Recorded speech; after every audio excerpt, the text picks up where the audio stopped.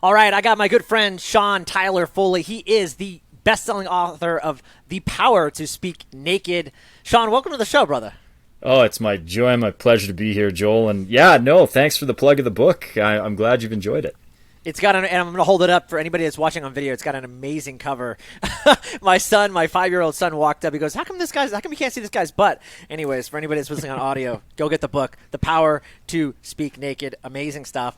I work, and I'm connected with a lot of coaches and a lot of people, so they're going to get a lot of value in this, in I think, understanding, one, we're in a virtual world and learning how to speak more effectively, but two, we know, I think, and you could tell me the stat better than I could, I think like public speaking is like the number one fear other than like dying or something. So so the number one fear, according to, the studies and charts, is actually a fear of falling and or heights, followed by the fear of public speaking, followed by the fear of death, which leads to the famous Seinfeld joke that you'd rather be in the casket than giving the eulogy. And I think that's hilarious because honestly, once you figure out the secret to it, public speaking is the easiest thing on the planet. See, okay, and after reading your book, I kind of walked away with that, but I was going to ask you, like, is that the biggest misconception, that it's like, oh, I'm just a bad speaker? I think people walk around with this idea, oh, I'm just a bad speaker. I could never do that. Do you think, is that like one of the most limiting beliefs? It's like, no, you're not. You just don't know you didn't practice. You didn't learn. It's a skill. Oh yeah, no, there's three lies that most people tend to tell themselves that I have to get them to get over. One of them is that they're afraid of public speaking. The reality is they're not. If they were afraid of public speaking, commerce as we know it would collapse. Anybody who's ever been to a restaurant and ordered food, particularly if they didn't know their wait staff and had that food come to them, is not afraid of public speaking because they spoke in public, they spoke to a stranger, and they asked for what they wanted and they got it. So this notion that we're afraid to speak in public, or we're afraid to speak to strangers, or we're afraid to ask for what we want is null and void if you've ever been to a restaurant and gotten your food. So that's the first one that we have to kick out of the way. The next one is most people feel that either their life isn't important or their story isn't significant. And they think that their story has to be this huge Michael Bay blockbuster with like explosions and transformers popping out of manholes and like car flips and like chases and ninjas coming through windows and stuff like that. Smoke bomb, right? Like it doesn't need to be that. Your story told the right way to the right audience could be the most life-changing gift that anybody receives. And you don't know the power of that until you speak it out loud. And then the other one is that, that I'm bad at public speaking. Well, unless you have never spoken in your life, you're not bad at public speaking. You and I are having a conversation right now. We are speaking in public. We're having this dialogue.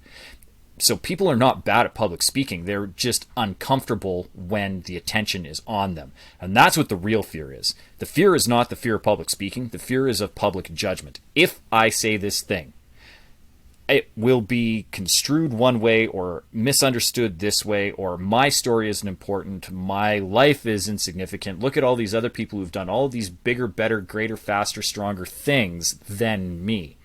And they forget that for every person that you're looking up at going, oh, what a mountain to climb, you're standing on top of your own summit and there are people below going, I don't even know how they got there.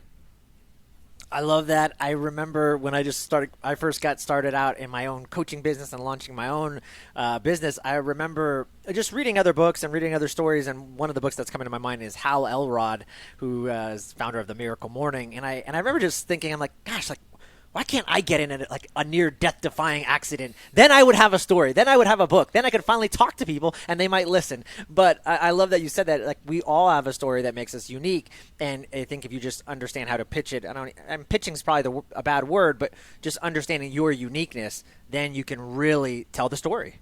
Well, and here's the thing. I know, Joel, there's people in the audience right now who are going to be thinking to themselves, no, but you don't understand. I really don't have a story. To them, I say, no, I really do understand, because at 43, I still feel like I'm no big deal. Like, my story isn't that interesting until I have somebody like you introduce me and, best-selling author, number one best-selling author of The Power to Speak Naked, child actor, and Freddy versus Jason, Door to Door, Carrie, all of those fun little credits that get thrown around. And I start looking back at these milestones in my life and I go, wow, You know what? That's actually not too bad when you sum it up like that. But honestly, I would go, I'm just a regular guy. And I think that's the problem. I call it the warm bath conundrum.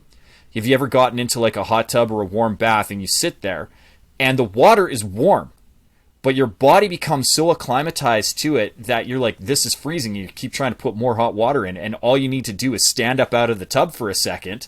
That cold air shocks you and you go, whoa, get back in. And all of a sudden you're like, hey, you know what? This is actually pretty warm here. And that's what we need. We need the perspective of stepping up outside of our life to have somebody else view it. And in fact, if you want, Joel, we could do a really, really fast exercise. It takes less than 2 minutes, and your audience can do this if they just want to hit pause and hit a pen and paper. If you're a game, well, I'm game. Yeah, let's go. Let's do it. Okay, so here's how we're going to find 5 significant stories within our life. And this is going to take some simple math, so honestly, if you're listening to this or you're watching this, hit pause for a second, get yourself, even if you want to do it on your phone, we're going to do just a little bit of math. So what I want you to do is I want you to take your age, however old you are, and I want you to round to the nearest 5. Whether that's up or down, you figure it out, right? Now that you've rounded up or down to the nearest 5, I want you to take that number and divide by 5. And that'll give you 5 even time periods or epochs in your life.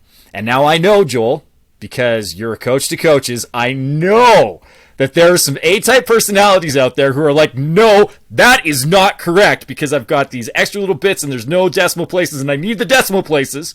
So if you're that person right now who's flipping out because this is not a perfect division of the time of your life, if you rounded up and it would only have been by 1 or 2, I want you to take that number and deduct it from your last time period. And if you had to round down, it was only by 1 or 2, I want you to take that number and add it to your first time period. And the reason being is you probably don't remember the first 18 to 24 months of your life anyway, so that'll give you a little bit of a buffer at the beginning. And our most recent time period is going to be the most easily remembered, and so we can deduct a little bit from there if you have to. Otherwise, you just do even numbers. So if it was me, when I do this, I'm 43, I'm going to round up to 45, divide by 5. That gives me 5 periods of 9 years each. Now what I want your audience to do is I want you to just take each one of those time periods. So for me, 0 to 9, and then 10 to 18, and then 19 to 27, 28 to 35, and then I bump up the last couple of years. Look at each one of those time periods and ask yourself, for your first time period, if you had to think of you in that first time period, what is the first memory that pops to mind? The very first thing that springs to mind. And that I want you to write down. And then look at the second time period. What is the first memory that springs to mind when you look at that second time period? And do that for all 5 time periods. And I want you to remember that it's the first thing. This exercise shouldn't take more than 30 seconds to go. And it could be a color, it could be a smell, it could be a sound, it could be vivid, detailed movie-like imagery, or it could be one of those hazy, ethereal kind of experience things. But it's whatever is the first thing. You think of you at this time period, it's the first thing that pops to mind. And for me, the first thing that pops to mind if I look at my first time period is auditory. It's a sound. It's the sound of applause and actually a standing ovation. And when I think of the sound, then I get the feeling that goes with it. And then when I get the feeling that goes with it, there's a full imagery of me being on stage at 6 years old for the first time, making a crowd laugh, and then getting that standing ovation and that feeling that comes with that, the people standing up and cheering. But it starts with the sound, that rush, that roar of a crowd. And that is, has been a thing that has drastically impacted my life. And so for each one of these memories, then, that's a quick 2-minute exercise. And so now you should have at least 5 memories that are significant to you. Now this exercise takes a little bit longer. This is where you get to do the deep dive. This is the thing that isn't in 2 minutes. This is going to be an hour, 2, week, month, year-long exercise of exploring why are those memories so significant to you? Why is that the first thing that you think of when you think of you in this time period? Why is that so impactful that it's a memory that stays? Like, there's so many others that have come and gone that if you tried to think about what, sandwich you had on your, or even what your cake was like on your 7th birthday, you're probably like, I don't know. It might have been vanilla, probably had some frosting. I couldn't tell you, right? What was the Christmas present that your uncle gave you for your 12th birthday or Christmas? You probably don't know, right? You're like, I don't know, whatever's. But there's these ones that stick out. And you're like, that's a thing. So I want you to explore why. Once you've done that, then there's a even more fun exploration of what were the lessons in each one of those moments. Who were you before? Who were you after? What did you need to know? What did you know? And what did you learn? And what lessons now can you teach somebody else having gone through that? And when you marry that all together, that becomes your impactful story. That becomes what you tell and shows that you do actually have a story. You have these significant moments in your life that other people, if you were to explain it to them how it happened, will be greatly impacted by your knowledge. And it's packaging that together. That is amazing. I love that. What a great exercise. Amazing.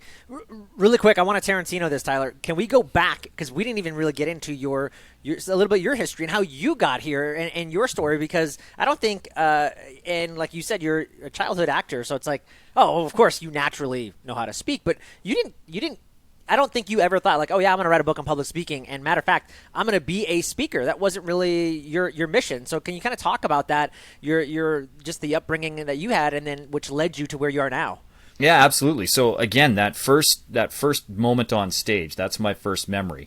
And when I do this exercise, I actually have 2 very clear memories at 6 years old. And in fact, the 2 of them are almost exactly 3 months apart. The first one is the sound of applause the first time I was on stage at a Christmas pageant, and it was the elementary school Christmas play, and I got to play Joseph, and my best friend Lisa got to play Mary, and I remember just really loving it. And the thing about being on stage at 6 years old is fear is a learned behavior. We are told what we are supposed to be afraid of, and when I was 6 years old, nobody had told me that I needed to be afraid of an audience yet. And so what I had was a pure, joyous, and wonderful experience my first time on stage.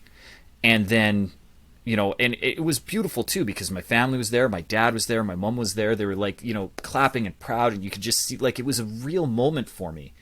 And then 3 months later, my next most distinct memory from that time period is an auditory memory as well. And it's the sound that my mother made when a police officer and my family physician came to our back door and told her that my father was never coming home again. And my mom made this just spine-tingling and, like, atmosphere sucking. Like, the wind went out of the entire house. It went out of the entire neighborhood. She made this animalistic howl that I never want to hear again.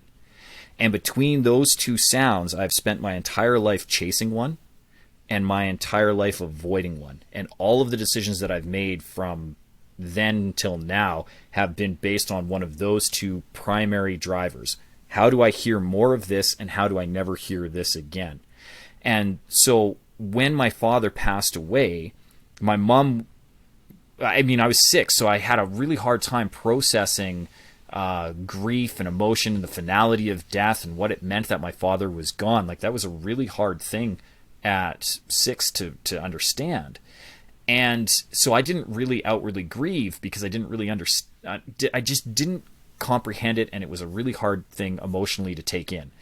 And so my mom was kind of looking for an outlet for me, and my teacher, my grade 1 teacher, Mrs. Nielsen, had said, listen, he's really good at this. I'm going to be putting him in the Easter play as well. Like, he's got a natural gift with this. It's maybe something that you want to explore. And while at the same time, my uncle, who worked for the city of Calgary, and worked right in City Hall, was a perennial bachelor. He's, my uncle's idea of cooking is picking up a telephone or going to a restaurant, depending on, what the weather's like. If it's nice, he'll walk. Otherwise, they can bring it to me. That is cooking for my uncle. And so he would always go for lunch, on his lunch break, and the casting director for the main theater company here in the city was complaining to a friend about how hard it is to find a small boy to play Tiny Tim. So that was the phrase that kind of perked my uncle's ears up. And he's like, well, how small do they have to be? It's like, my nephew's, I think at the time I just had turned 7, and he's like, he's like really, he's, almost Hobbit. He's so small, like what? Let's figure out a way to make this happen. And so she gave him his card, and he reached out to my mom, and my mom had remembered this thing that Judy Nielsen had said to her. And she was like, okay, well, let's do this. And I went in, and I just kind of, again, I was so young that I was naive that I didn't even know. They're like, can you do a British accent? I was like, oh, I don't know. What's a British accent sound like? And they're like, okay, can you say God bless us, everyone? God bless us, everyone. And then, we went from there. Like it was an easy thing. And so, Tony Robbins says it best. Life happens for you, not to you. And I look back at some of those little, they seem so random at the time, but they can't be. Everything influenced me getting on stage, being comfortable, and being able to be a professional performer at 8 years old, unionized at 10, and then progress into film and television in my late teens and make that a career, and to be able to do some really cool shows, Freddy vs. Jason, Door to Door, Carrie, to be in residency with the musical Ragtime in Vancouver at the Ford Theatre for over 15 months. Like, all of those things would never have happened if some of these things in my early childhood hadn't conspired to put me in the position that I was. And then when I ended up retiring from acting at 25, that, then I had a whole other career path to go down. I went back to school, got an engineering discipline, started my own company. That company failed miserably, but was a great learning lesson. And then I got down this new path on safety consulting, which seemed out of the blue. But again, when I look back and how all those little dots aligned, like it just made sense. And then to build a reputation as a really good safety trainer, because I started teaching this course called Basic Instructional Technique, which was basically public speaking 101, and nobody else wanted to do it, nobody else could do it, and I was able to get these people to dig deep and find their stories and tell things really quickly, and so that they could have an impact on their work crews. Like, originally it was for construction trades. And then it grew because all of these CEOs started to hear about this crazy guy, Tyler, who does this crazy course that gets you up public speaking and makes you a better public speaker. And then then all of a sudden I had private coaching clients, which was like a bizarre thing for me. And then people are asking me to do keynotes. And at the time I was like, what's a keynote? The first time I was ever asked to give a keynote, no word of a lie, an executive had heard me give a toolbox talk and said, that's fantastic. Would you give that as a keynote presentation? I was like, sure. And then I had to go into the trailer and Google keynote presentation just to figure out what it is that I'd agreed to. What is this key? Is it a skeleton key? Where do I put the key? I've never heard of this. It's combined with is a it note? The one note that I will give that will unlock the secrets to the world? Like, what is a keynote? What, I don't get it. It's such a great story, and I love the serendipity of success that I meet with a lot of high performers. And again, we talked about it. There's no accident. You just kept following the path. You kept putting out the good energy, and you took a subject that was just completely boring. No one, and anybody that had gotten that safety training would have been like, oh, great, let me just do half-assed. Let me just deliver the bare minimum. But you always I can already know, like, you were just a hard charger, high performer as a young kid, as an actor. And you're like, no, I'm okay. Well, I'll take this, and I'm gonna make it fun. And what happened? Like, when good energy gets put out, it comes right back, and it just escalated. And then more and more people found out what you're doing, and here we are today. And you've got a best-selling book, and you're helping other people like myself speak on stage. So it's beautiful. Yeah, and it makes for such a a fun story, and especially now to have it as a career. And I've had so many careers. I feel like Wayne Campbell from Wayne's World. I've had a lot of Joe jobs, nothing I call a career. Because I've done so many things, especially having had an entire vocation and career starting at 6 years old. Like, I retired at 25. It was a 20-year career that I stepped away from, and I semi-retired because I was like, no, I'm never going back to film. And then when I had my daughter at 35, I'm like, this kid is cute, objectively. Very, very cute. She needs to be in film. My agent was like, your daughter needs to be in film. I'm like, I know, right? It's not just me. She's kind of cute, right? And they're like, yeah, no. And then, they always needed a dad for the daughter. And so my agent was like, well, why don't you just go and audition? I was like, I guess. I mean, I have a little bit of time, sure. And then I started booking this stuff. And then me and Kenzie got to act together. And like, that is cool to be able to intergenerationally do something with your child and watch her grow and experience this thing. And then on top of it, to have this career where I get to travel and speak and help other people, conquer this really easily to overcome fear that is the second highest fear in the world. Like, how? Why? Let's do this. And just to see the growth in people and how much that can change their lives is fantastic. And then on top of it, I get to go to cool places and bring my family with me. Like, I got to take my daughter down to Houston, and she got to go to NASA and see spacemen, like she loves it. That was a thrill to be able to get her, to introduce her to real live astronauts, people who'd been to space. Amazing stuff. Let's talk about this. What you're talking about right now. Why should people even care about speaking? Why not just say, like, I mean, if you're a coach, or even if you're not a coach, maybe like, why is it such a valuable skill in your opinion? Like, why do we need to learn this? And why should we even care? Because it's one of the number one ranked soft skills of any leadership.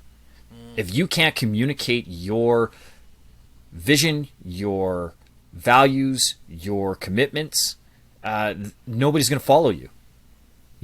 And leaders are not the people who have supervisor or manager or CEO tagged on to their business card. Leaders are the people who people listen to.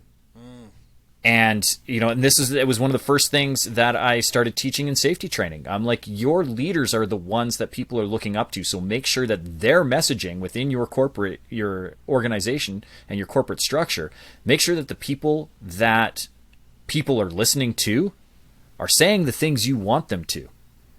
Because a leader is not somebody who has supervisor tagged on their name. And it may, but it may not.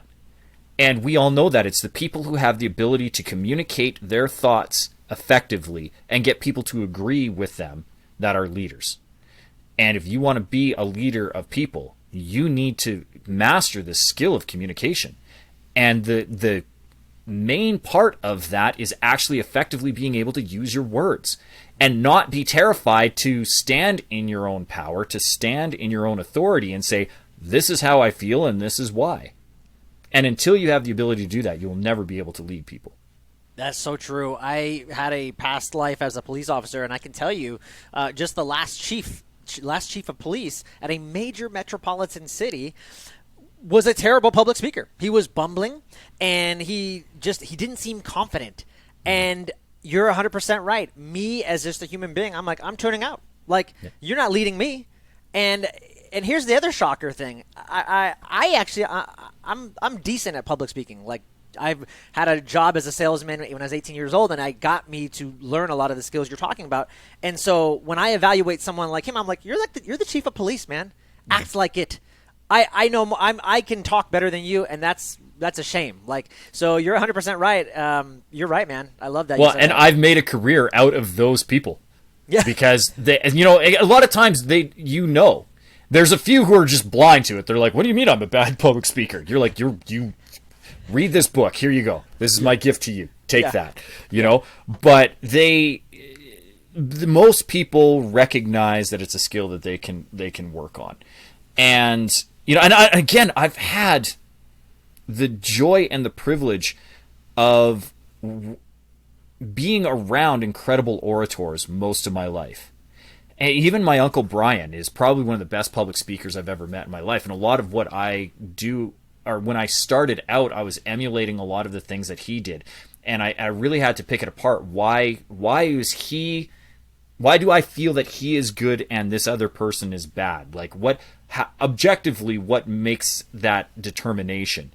And when people were asking me, like before I ever wrote the book, people would say, how do you do it?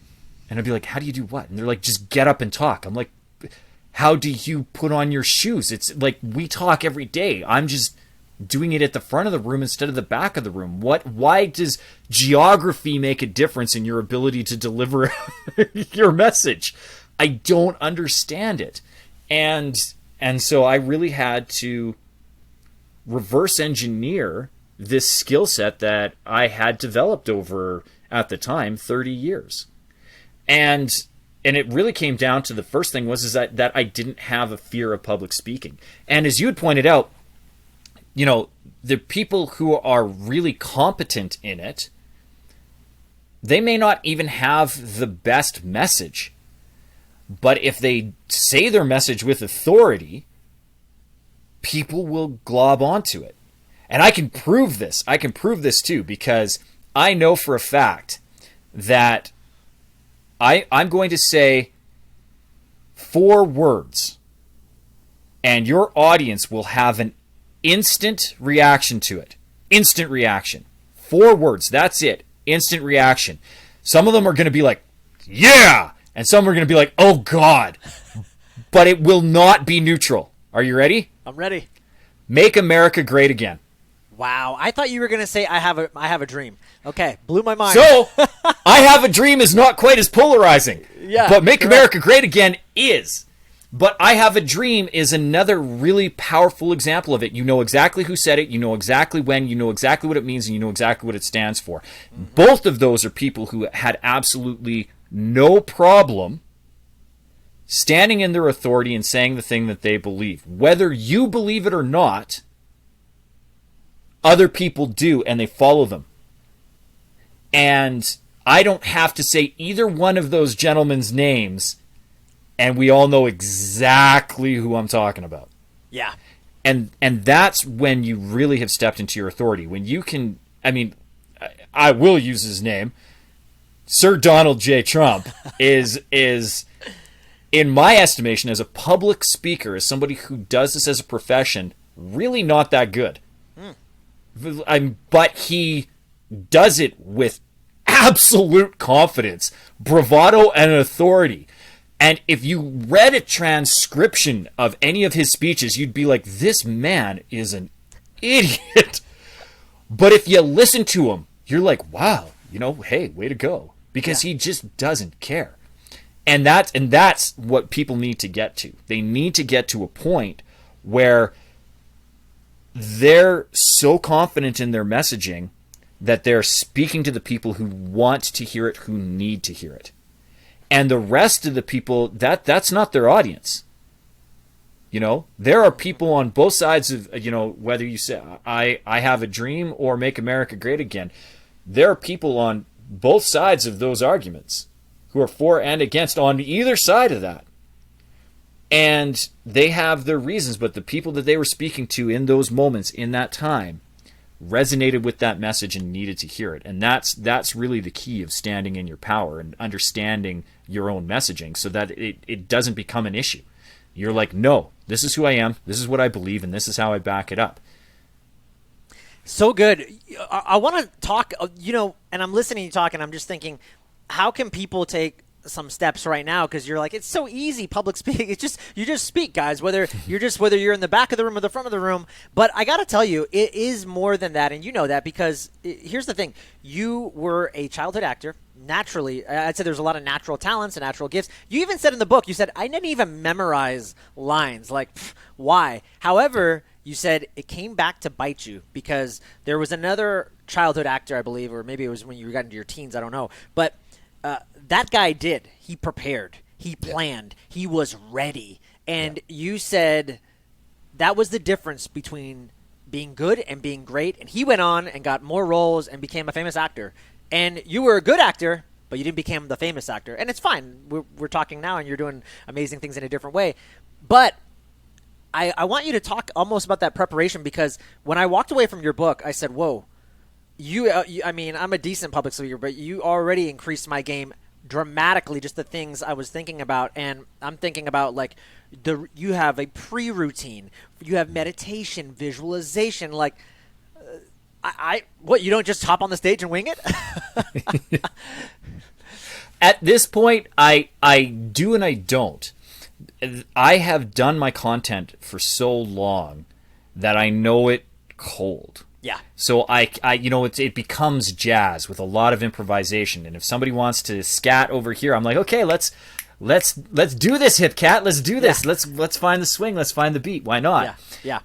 But it's because of the prep that I've done. And where most people make the mistake is doing preparation wrong, where they're trying to memorize a speech rote, note for note for note. And there is no room for improvisation. And one of the things that I always like to point out, it's, you're trying to take your audience on a journey. You're trying to take them from point A to point B. You just got to guide them and get them from where they are to where they need to be. And if you think of it from a journey perspective, any journey has to start at a starting point. And you need to know where that start point is so that you can get to the end point. And the problem with memorizing a speech is that although you know where A is and where B is, you are locked into your mode of transportation and you can't get off of it. So you're stuck on United Airlines flight 287 from O'Hare to LAX. What if you want to stop off at the Grand Canyon? Vegas is fun. Let's hit Vegas. Maybe we want to go to Salt Lake City. Maybe we want to hop up to, maybe we want to detour, the Midwest is, for whatever reason, is in the midst of apocalypse and there's zombies running around and we have to circumvent along the coast and head down towards Florida and, along Texas and into California. Like, if you memorize a speech, you are stuck not only on that airplane, but on that flight. You're on flight, UA 286. Yep. And if 286 gets canceled or goes mechanical, you're stuck at A going, I don't know where to go.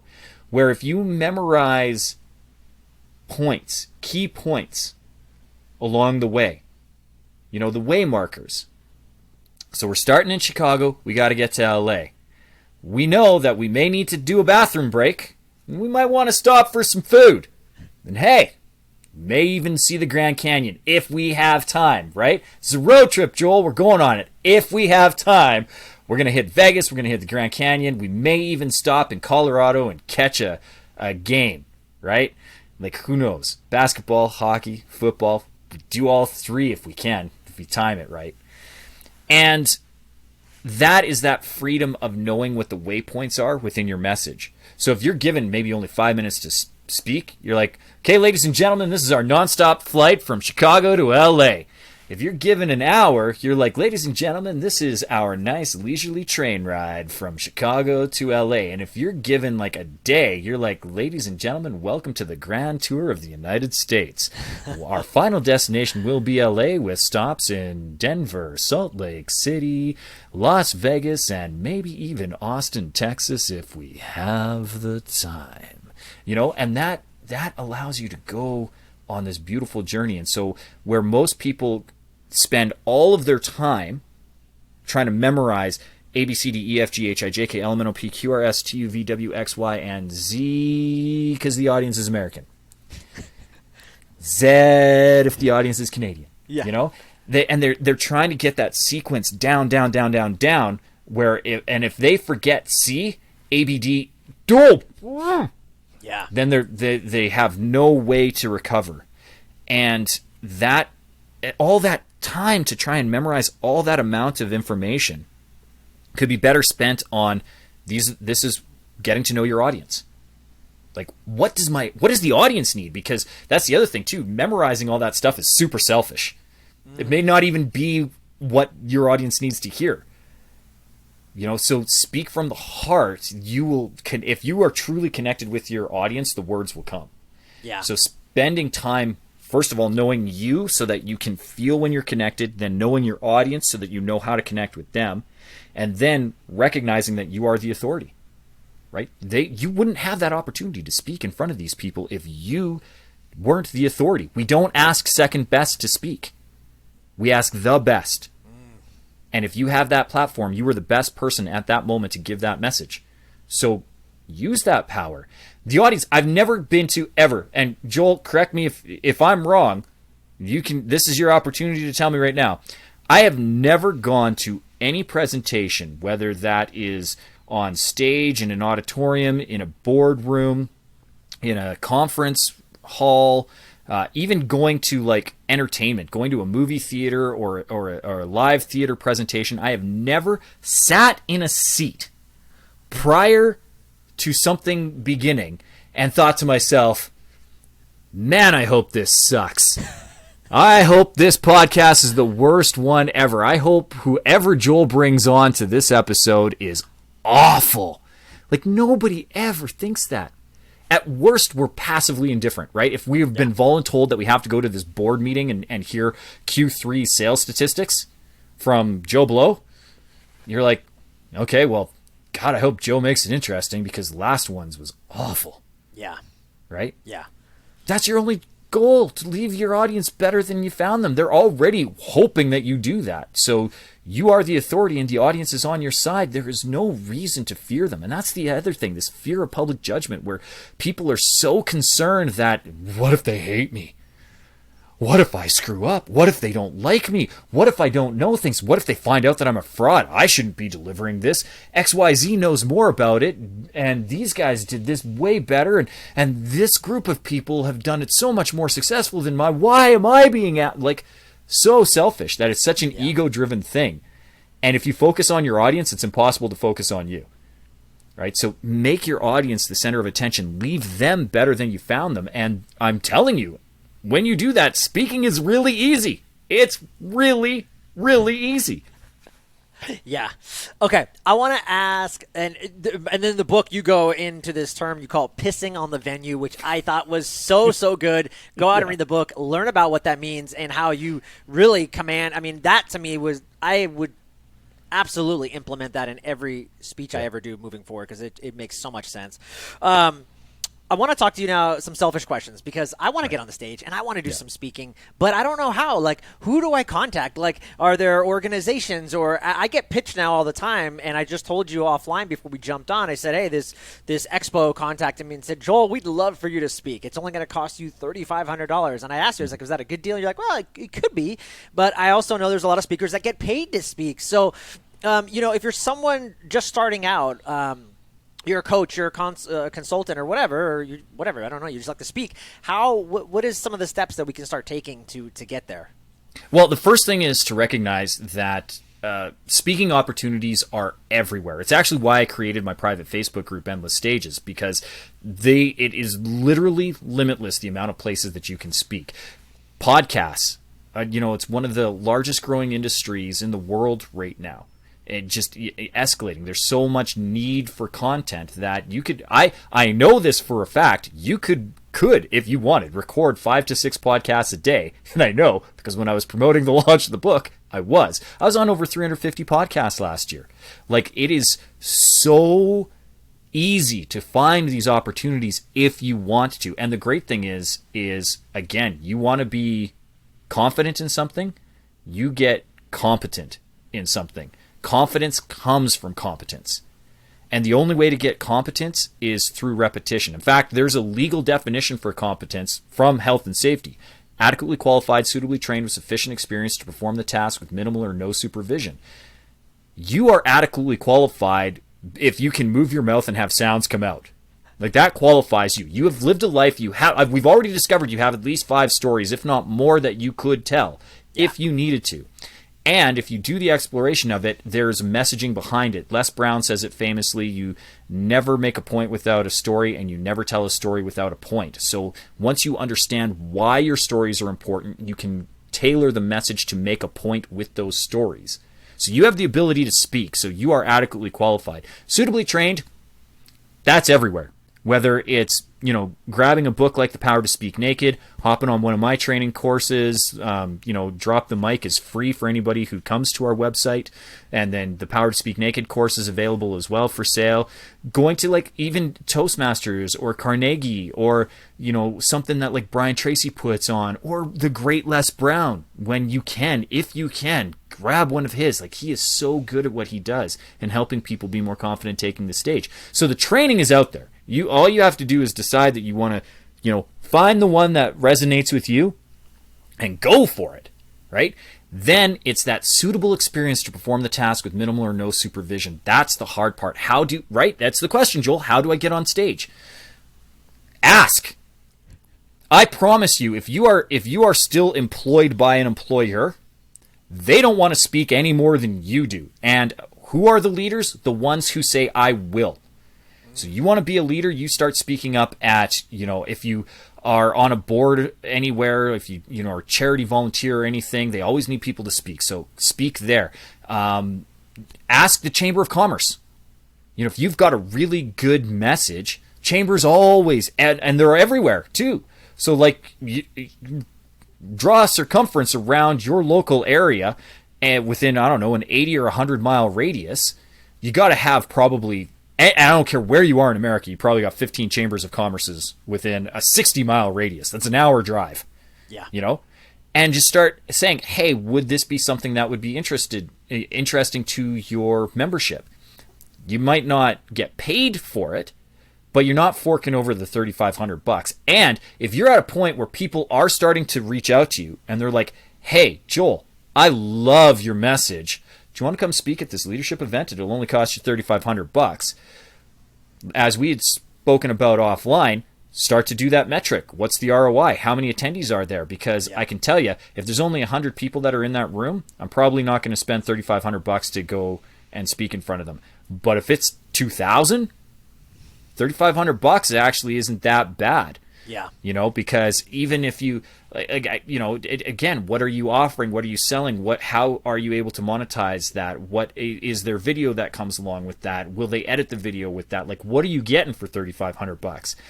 And what could you do on your own for $3,500? If the chamber's telling you no, if these events are telling you no, do you have a list of friends, colleagues, and clients that could make up a room of 30 to 50 people?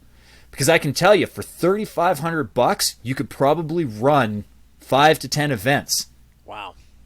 Like that. And if you wanted to make a big one, you get 200 people in the room, $3,500, we can get 200 people in the room and do your own event and start doing that and hire a videographer to take your own video and hire somebody on Fiverr to edit it.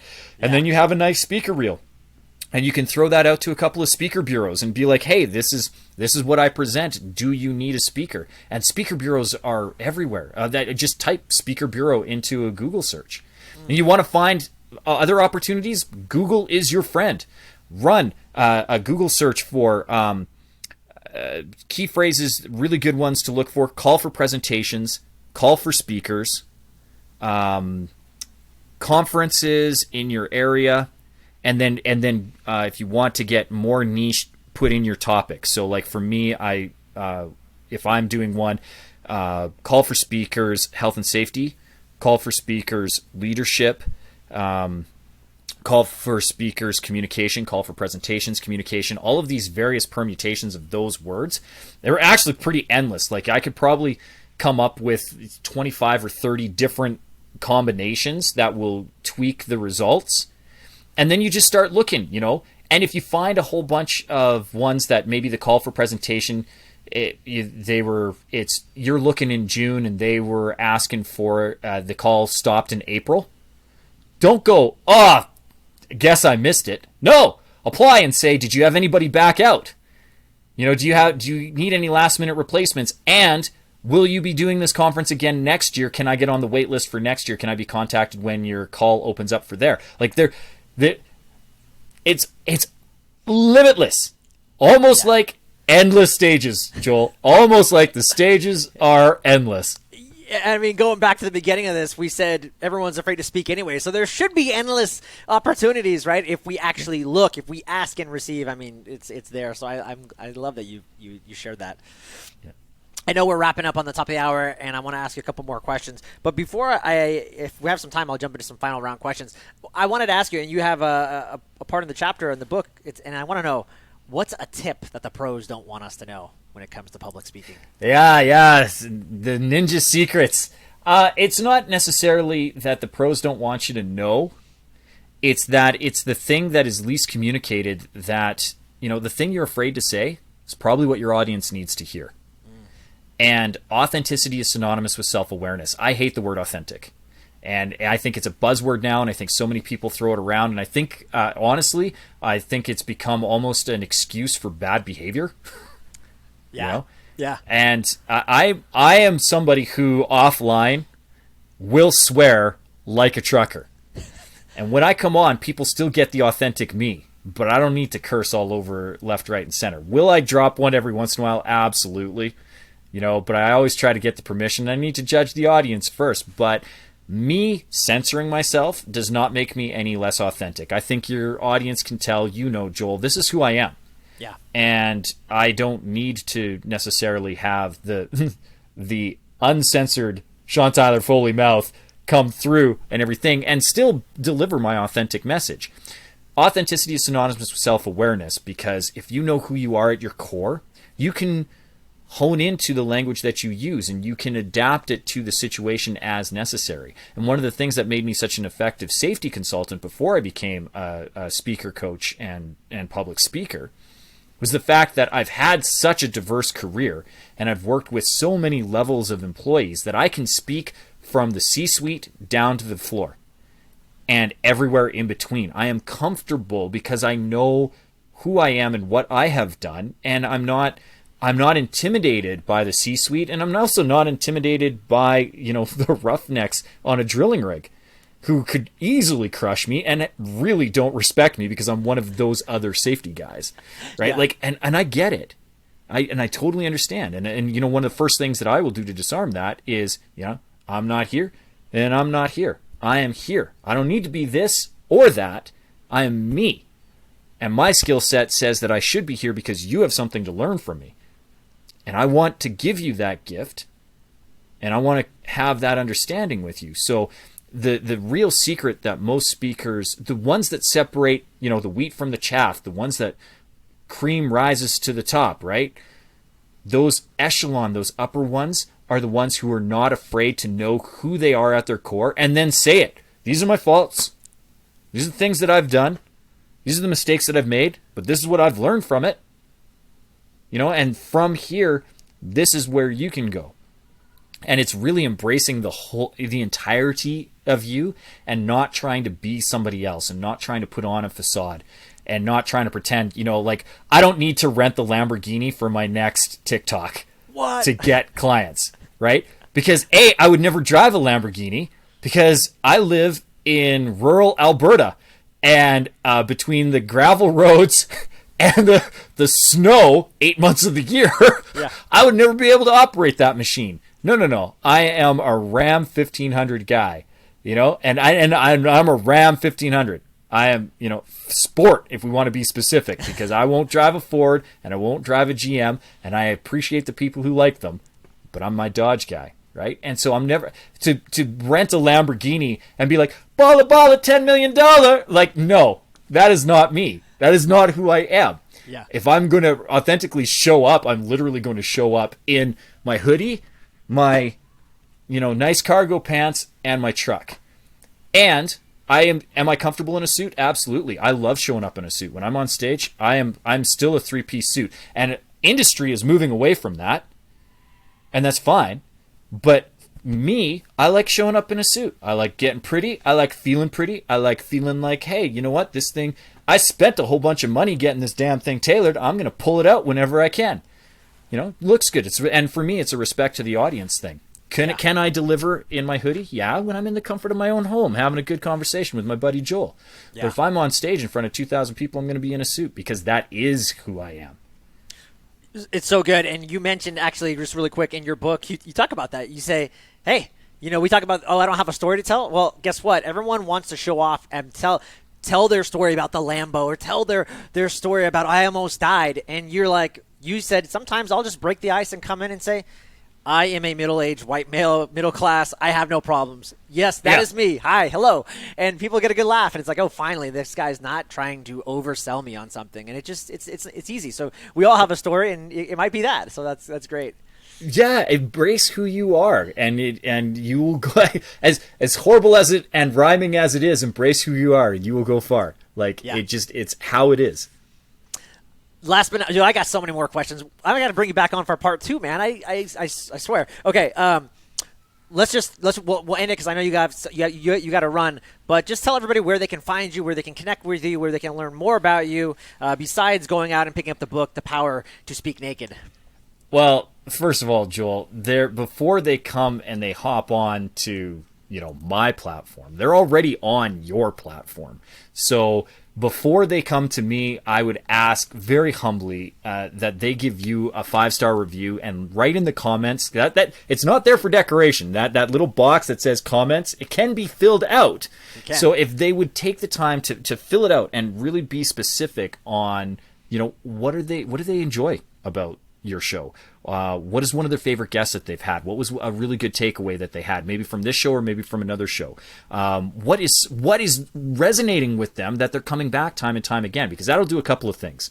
First of all, it'll help them because it'll help you understand what your audience is listening to and what resonates with them. And so from a selfish standpoint, if you leave a review, Joel will be able to bring on better guests that fit what it is that you're looking for. Yeah.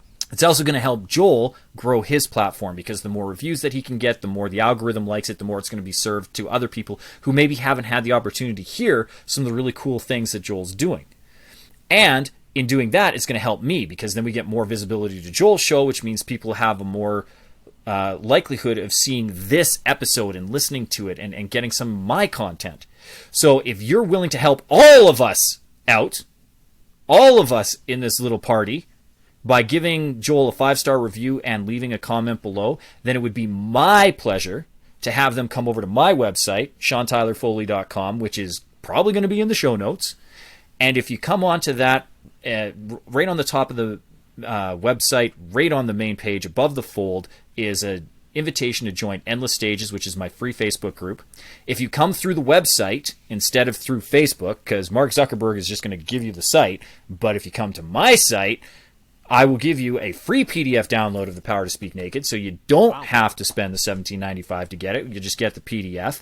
I'm also going to give you access to my Drop the Mic speaker training program, which is a series of 5-minute videos, 7 of them in total, so you can digest it all in a week. If you give yourself 5 minutes in the morning for a week, you'll get all of these tips to give you really actionable advice to be a better, more confident public speaker.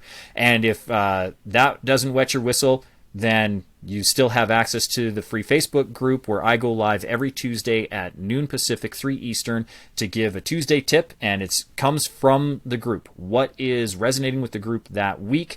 I do a deep dive for 20 minutes. It's live. If people are on, they can chime in. If nobody's there, I'm still going to do it because I'm a man of my word and integrity. So every Tuesday, I'm showing up at 1 o'clock my time, noon Pacific, 3 Eastern to give my Tuesday tips, and all of that is to your audience.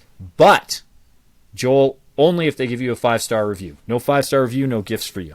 I love it. I love it. Sean Tyler Foley, my good friend, thank you so much for being on the show, brother. I appreciate you.